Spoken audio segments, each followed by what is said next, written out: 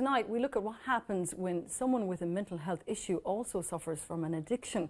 Mental health reform says more resources are needed to diagnose and treat people with what's known as a dual diagnosis. The organisation says only 7 out of almost 120 community mental health teams provide an addiction service, and that needs to change.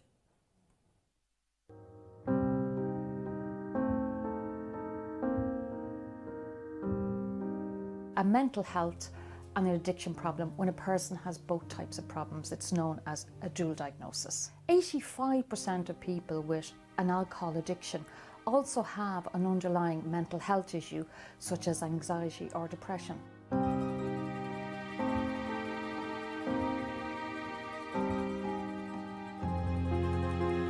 It makes sense, if you think about it, that sometimes people use an addiction as a way of coping with their mental distress if they don't know about more healthy ways of looking after their mental health.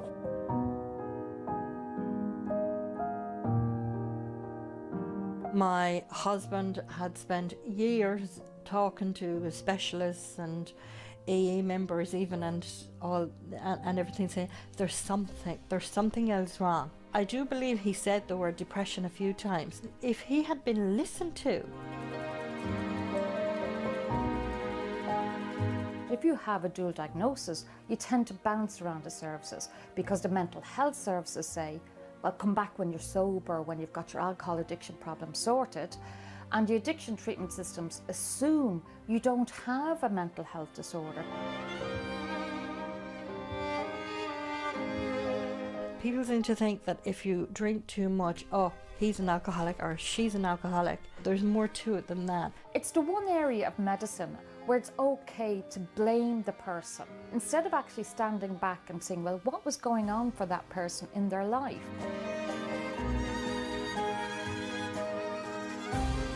What he wanted to know was, do I cry much? Do I spend a lot of time in bed?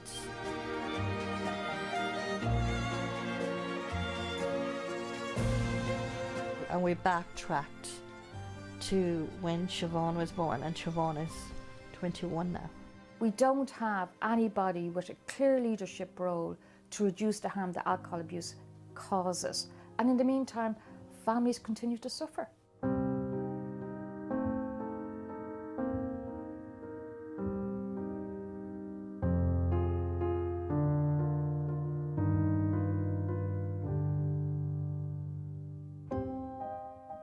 Well, we're joined by Dr. Garrett McGovern, a GP who specialises in alcohol and substance abuse. Doctor, first of all, we heard from Valerie there, who was for 10 years battling with alcoholism, where she was undiagnosed with depression. How common is her story? I'd say, Roisin, her story is very, very common. I mean, one of the problems we have in this country is both areas, mental health and substance and alcohol abuse, individually are under-resourced. They're at breaking point, actually. And actually, as an integrated service, it's absent. So this lady clearly fell between the cracks, and it wasn't really recognised that she probably had an underlying depression, and this was made worse by her drinking. So the service wasn't there to meet her need, essentially. So they say possibly 85% of people who have an alcohol addiction have an underlying mental health problem. That's a lot of people, isn't it? It's a huge amount of people. I mean, if you look at sort of alcohol figures alone, I mean, it's estimated there's about 150,000 dependent drinkers in this country. 1 million, probably nearly 1.5 million, who are just drinking too much. Now, hardly any of them are getting any treatment. Now, how many of those have a mental health problem as well as an addiction problem? And is that a big concern of yours, that they are left undiagnosed, basically? It is a huge problem because it causes an awful lot of physical and mental health problems for themselves, but also there are other people who are caught in the shrapnel of this, and they suffer greatly as well, and they're undertreated. They may need some counselling themselves. How important is this to tackle it at a community level? Well, we have a very patchy approach in a community. When it's done well, it's done very well. What we know from the research is that if you have an integrated approach, and when I talk about integrated, I mean mental health, I mean addiction, and in a community response, all the research shows that those patients have much better outcomes than if you deal with it sort of in silos. It just doesn't work when you try and do that because you're firefighting each of the individual problems. So there's a call for more resources particularly at community level. Is that where you see the priority? I do.